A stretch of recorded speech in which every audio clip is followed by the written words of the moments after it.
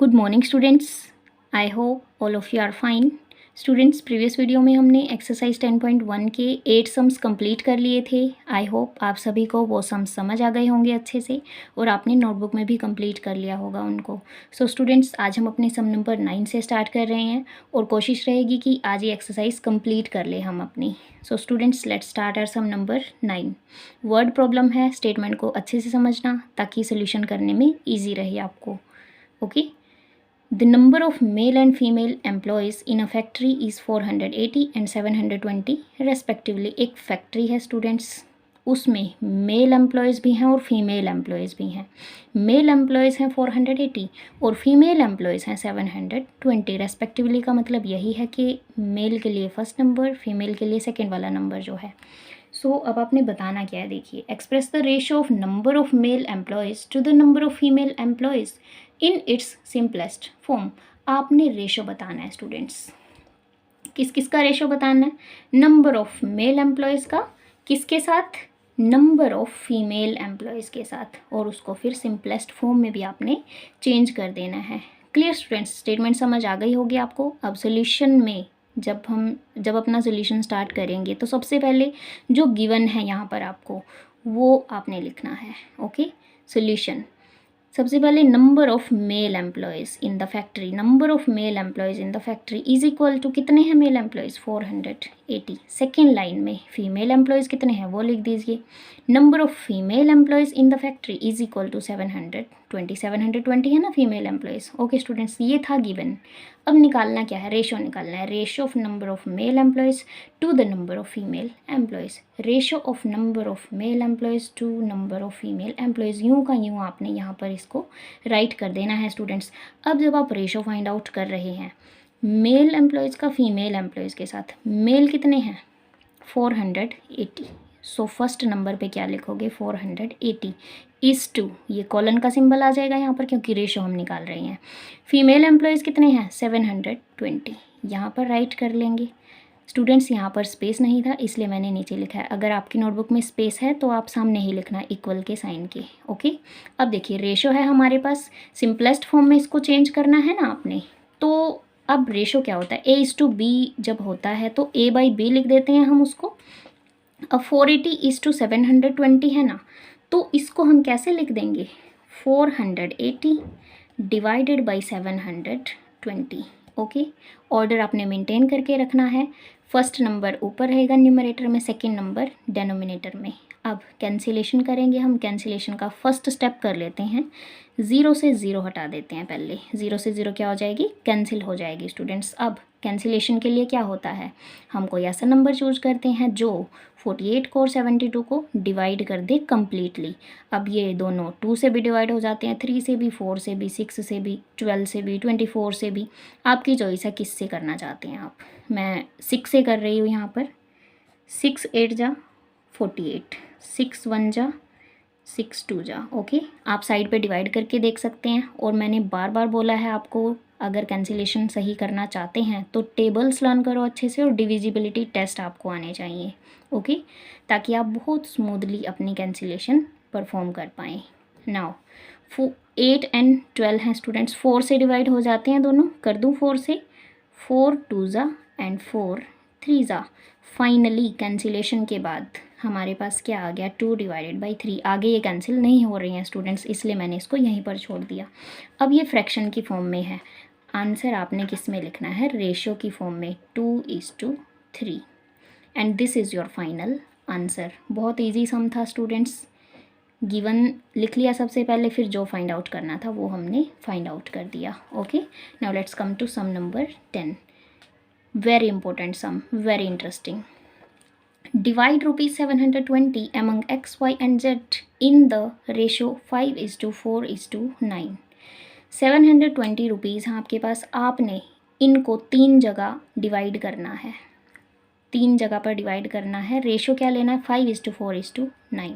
अब देखिए, सबसे पहले सॉल्यूशन में हम गिवन लिखेंगे स्टूडेंट्स। टोटल मनी कितना है? 720 रुपीज़। रेशो कितना गिवन है? 5:4:9। बिल्कुल ऐसा ही सम स्टूडेंट्स हम प्रीवियस वीडियो में भी कर चुके हैं, सम नंबर 8, वहाँ पर 2 बॉयज़ थे, एक वासु था, दूसरा था शोभित।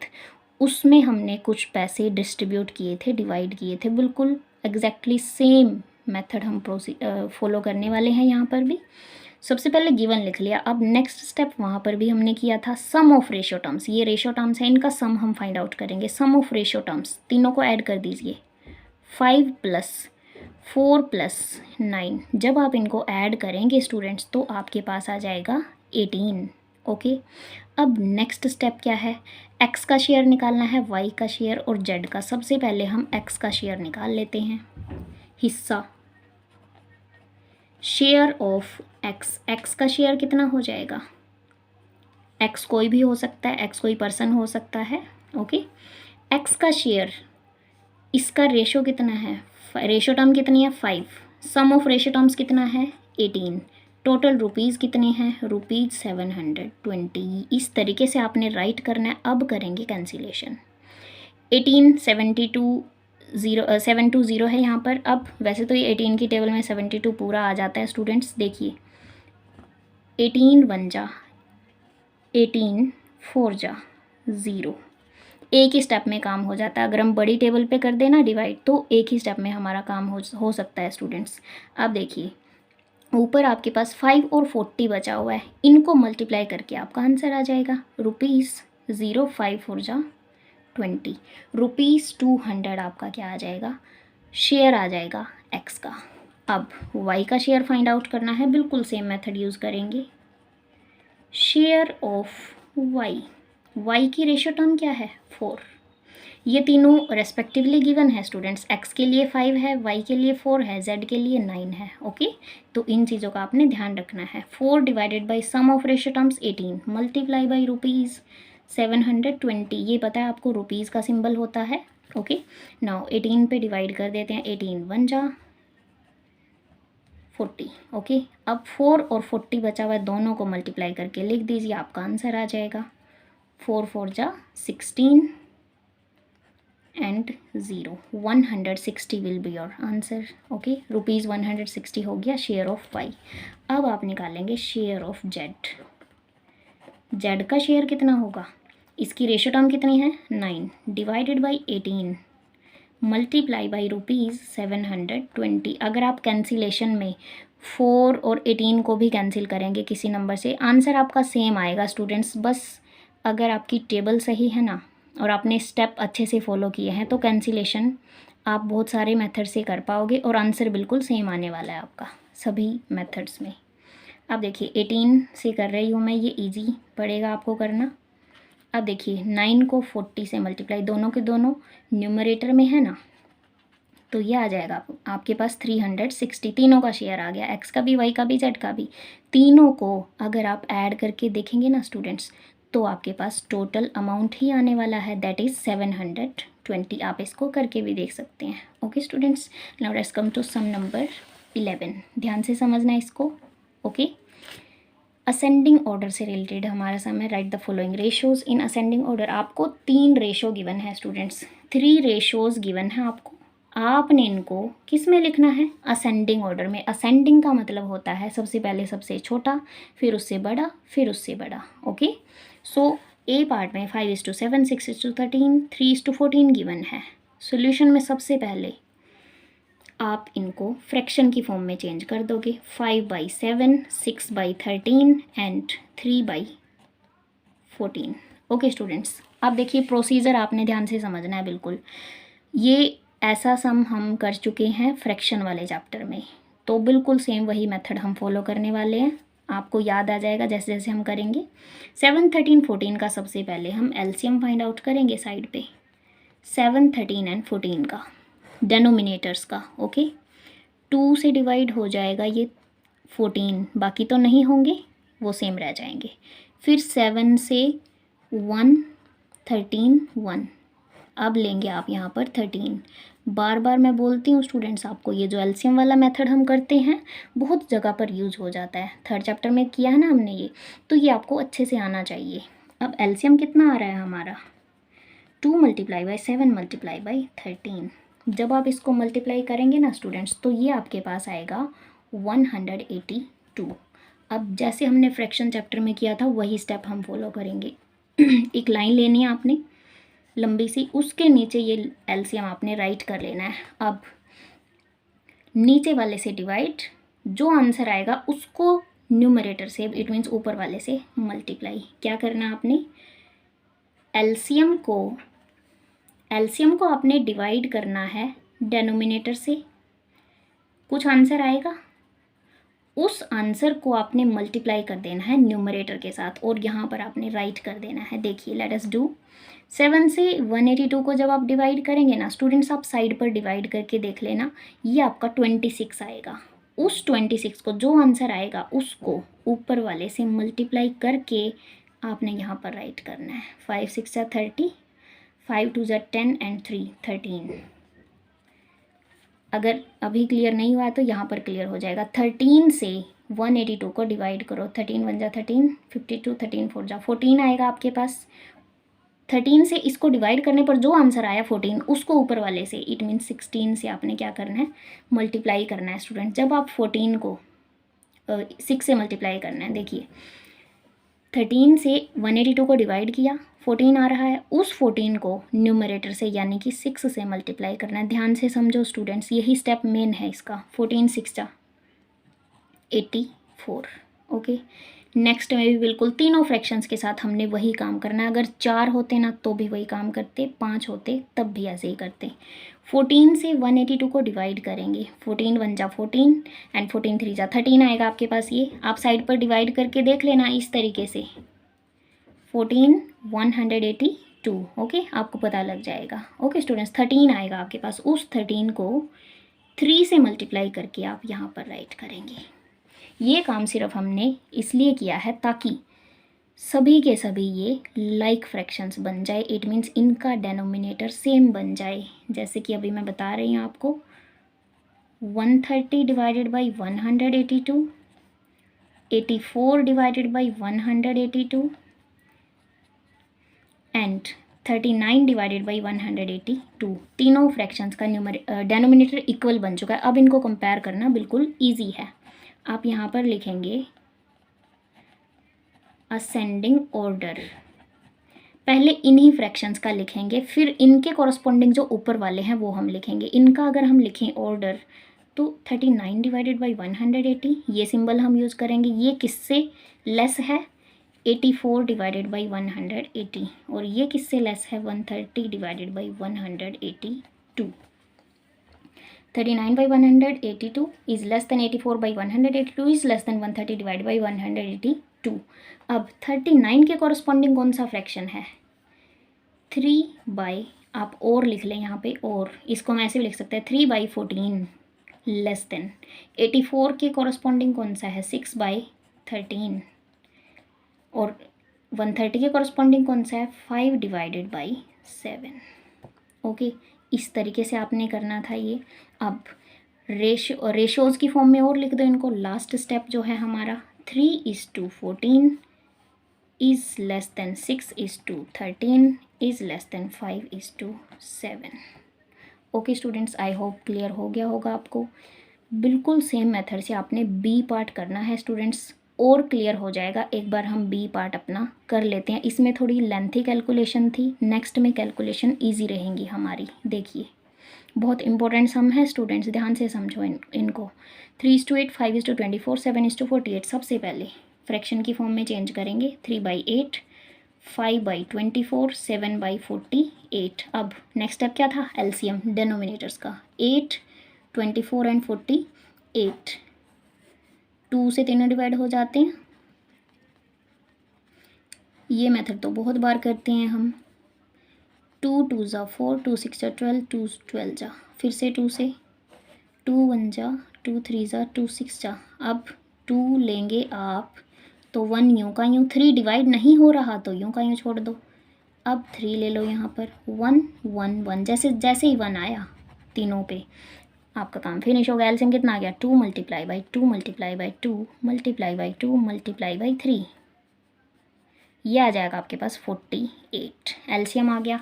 क्या करेंगे, एक लाइन लगाएंगे यहाँ पर, उसके नीचे एलसीएम को राइट कर लेंगे।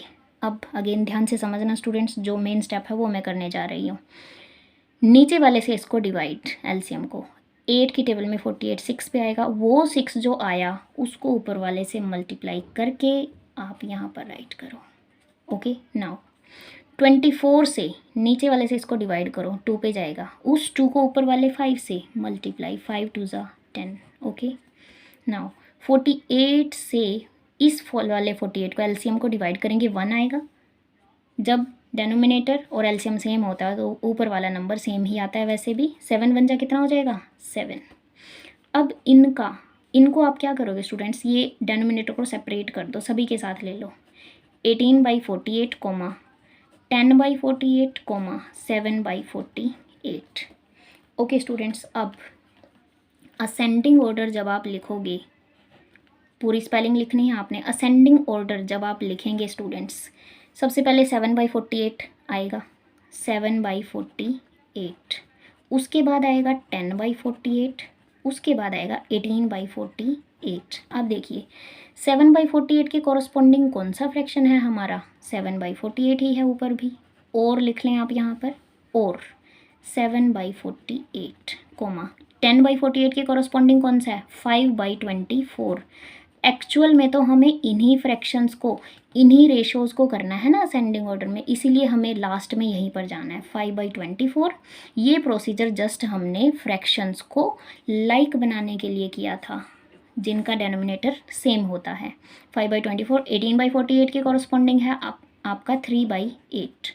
अब रेशो ये फ्रैक्शन की फॉर्म में है, रेशो की फॉर्म में इसको लास्ट स्टेप में आप लिखेंगे कैसे, 7:48। यहाँ पर आप वो सिंबल यूज़ कर लीजिए, ये वाला सिंबल, कोमा की बजाय। असेंडिंग ऑर्डर के लिए इस तरीके से हम सिंबल यूज़ करते हैं, डिसेंडिंग के लिए ऑपोजिट हो जाता है इस तरीके से। ओके, ये सबसे बड़ा है, ये सबसे छोटा है, ये सबसे बड़ा, ये सबसे छोटा, इसी तरीके से। 5:24 less than 3:8 and in this way you have to complete your sum number 11।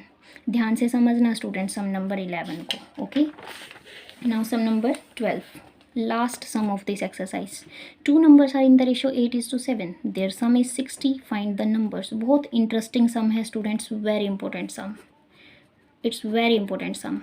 देखिए दो नंबर्स का रेशो गिवन है 8:7, आपने क्या बताना है, दोनों नंबर्स बताने हैं। अगर उनका सम कितना दे रखा हो 60, सबसे पहले हम सोल्यूशन में गिवन लिखेंगे कि गिवन क्या है। रेशो ऑफ नंबर्स कितना गिवन है, नंबर कितने हैं, दो, दोनों का रेशो गिवन है 8:7। Clear. Now sum of numbers कितना गिवन है 60। देखिए स्टूडेंट्स, जब दो नंबर गिवन हो, उनका रेशो गिवन हो और उनका सम भी दे रखा हो, या तीन नंबर दे रखे हों, उनका रेशो भी गिवन हो, उनका सम भी गिवन हो, कैसे आप फॉलो करेंगे प्रोसीजर, बिल्कुल सेम मेथड से करते हैं हम, 3 नंबर हो या 4 नंबर हो। दो नंबर्स का रेशो है ना, इनके साथ एक वेरिएबल अप्लाई करेंगे हम। ओके, ताकि कैंसिलेशन के बाद वो वेरिएबल कट जाए और आंसर हमारा 8:7 ही रहे। फर्स्ट नंबर को मान के चलते हैं हम, यहाँ पर 8 के साथ कोई वेरिएबल लगा लेंगे। सेकंड नंबर जब मानेंगे 7 के साथ भी कोई वेरिएबल, इट मीन्स x लगाएंगे हम यहाँ पर। Let first number is equal to 8x, बहुत इंटरेस्टिंग है, ध्यान से समझना। And second number is equal to 7x। Now according to question, question के अकॉर्डिंग क्या है, दोनों नंबर्स मैं मान कर चल रही हूँ और इनका सम कितना दे रखा है student 60। It means 8x plus 7x is equal to 60। Clear, यही कंडीशन आपने ध्यान से करनी है। मान के चले हैं आप, वेरिएबल अटैच किया है आपने, ताकि कैंसिलेशन के बाद ये रेशो 8:7 ही रह जाए। अब जब आप 8x में 7x को ऐड करोगे, 8 और 7 कितना होता है 15, 15x इज इक्वल टू 60। आपको x की वैल्यू निकालनी है मेनली स्टूडेंट्स, x की वैल्यू अगर आ जाएगी तो यहाँ पर पुट कर देंगे हम और हमारे दोनों नंबर्स आ जाएंगे। x की वैल्यू अगर आपको चाहिए स्टूडेंट्स, तो ये 15 को आपको दूसरी साइड पर लेके जाना पड़ेगा। अगर ये दूसरी साइड पर जाएगा तो ये डिवीज़न में जाएगा। अब 15 1 जा, 15 4 जा, x की वैल्यू कितनी आ गई आपके पास, 4 आ गई। नाउ फर्स्ट नंबर कितना हो जाएगा, सो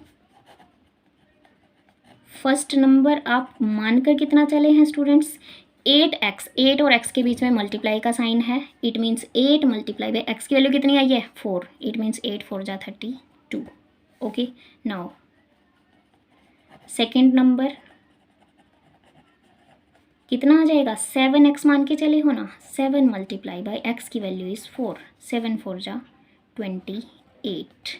अगर आप इन दोनों को ऐड करोगे ना स्टूडेंट्स तो 60 ही आने वाला है। ये बस प्रोसीजर आपने फॉलो करना था इसका। अगर आपके पास 3 नंबर्स गिवन हो, उनका रेशियो गिवन हो, तो भी बिल्कुल सिमिलर वे में थर्ड इसी के साथ ही लेके चलेंगे, तीनों को ऐड करके, फिर वो आंसर हमारा आ जाएगा अच्छे से।